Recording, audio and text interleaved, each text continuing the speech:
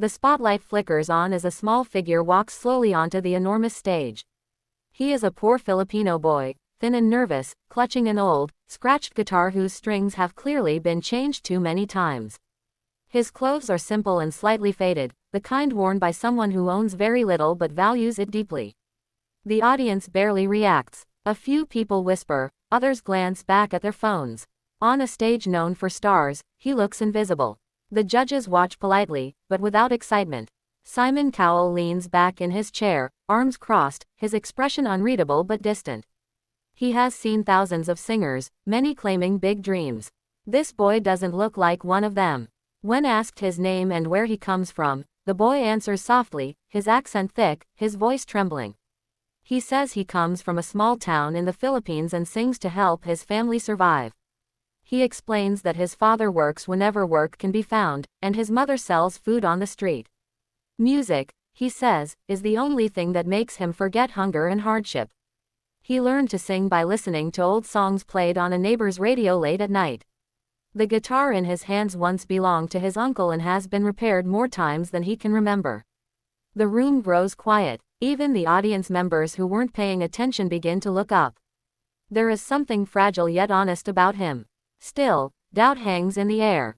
This stage has broken many dreams before.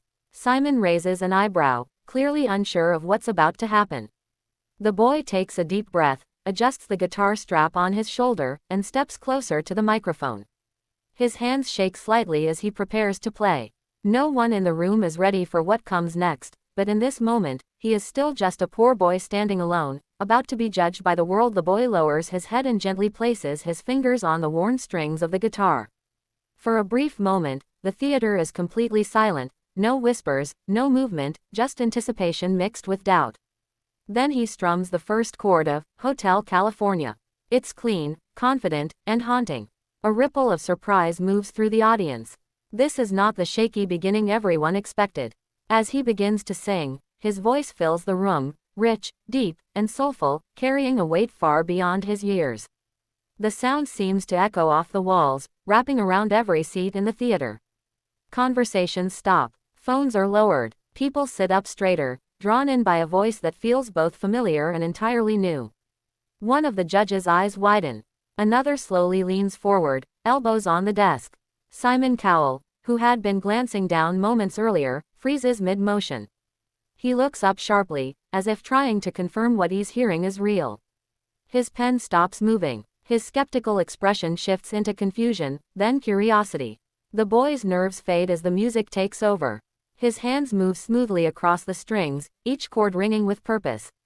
He sings not like a child performing a cover, but like someone telling a story he has lived. There is loneliness in his tone, but also strength, an unspoken resilience shaped by hardship. The audience begins to react. Heads nod. A few gasps escape when he hits an unexpectedly powerful note. Someone whispers, "Wow," under their breath. The song's iconic melody feels reborn through his voice, raw and emotional. Simon leans closer now, eyes locked on the boy. The disbelief on his face is undeniable. This isn't just good, it's shocking. With just one verse, the poor Filipino kid has changed the energy of the entire room.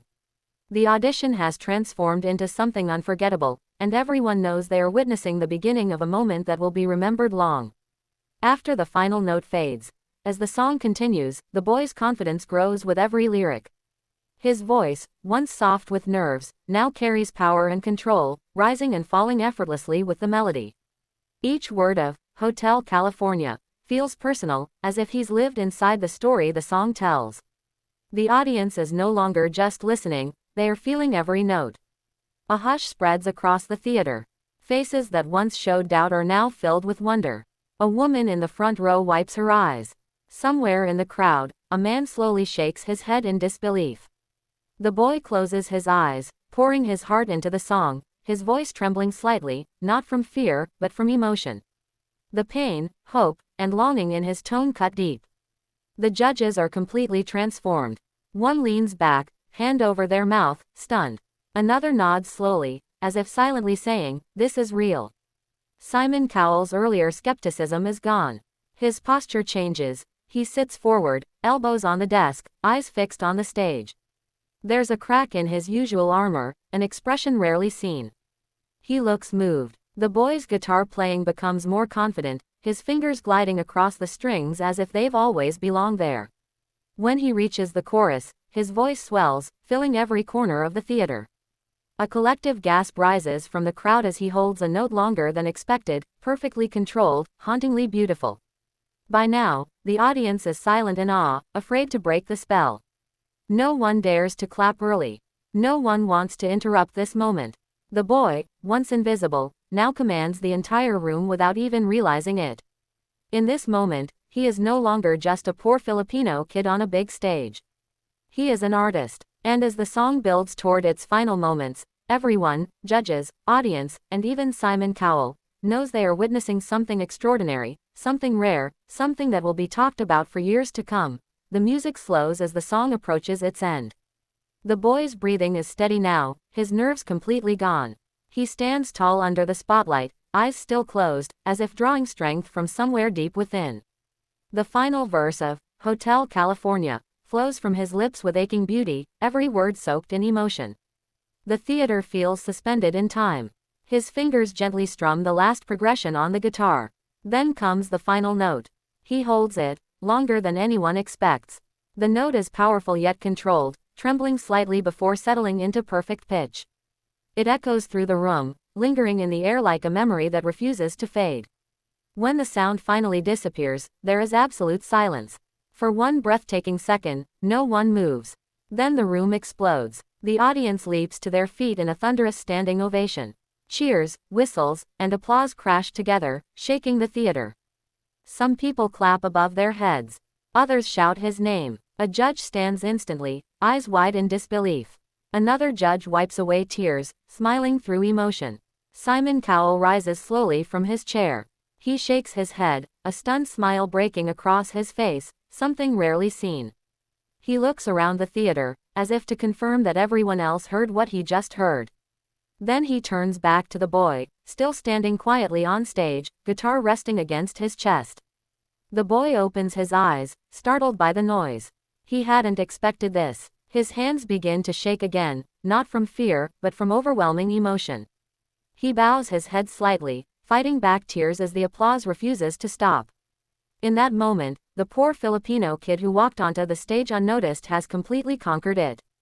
The final note didn't just end a song, it shattered every expectation in the room and sealed a performance that would never be forgotten. As the applause slowly begins to fade, Simon Cowell leans forward, resting his elbows on the judge's desk. The crowd quiets, sensing something important is about to be said. Simon takes a breath, still shaking his head in disbelief, his eyes fixed on the boy standing nervously on stage. "I'm going to be honest with you," Simon begins, his voice calm but heavy with meaning. "When you walked out here, I didn't expect much." The audience murmurs softly. The boy's heart sinks for a moment. Then Simon continues, "But what you just did was completely extraordinary." A wave of cheers breaks out again. Simon explains that Hotel California is one of the hardest songs to sing well, especially for someone so young. He praises the boy's tone, control, and emotional depth, calling his voice authentic and unforgettable. "You didn't just sing the song," Simon says. "You made it your own." The boy's eyes fill with tears. He grips his guitar tighter, trying to stay composed. One of the other judges tells him his performance gave them chills. Another says they felt every word he sang. The audience applauds again, louder than before. Simon pauses, then smiles. "This," he says, pointing toward the stage, "is why we do this show." The boy finally breaks down, covering his face as emotion overwhelms him.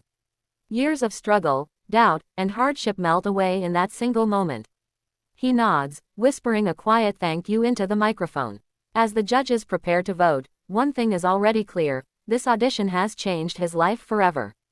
The poor Filipino kid who once sang to survive has now been seen, heard, and believed in by the world.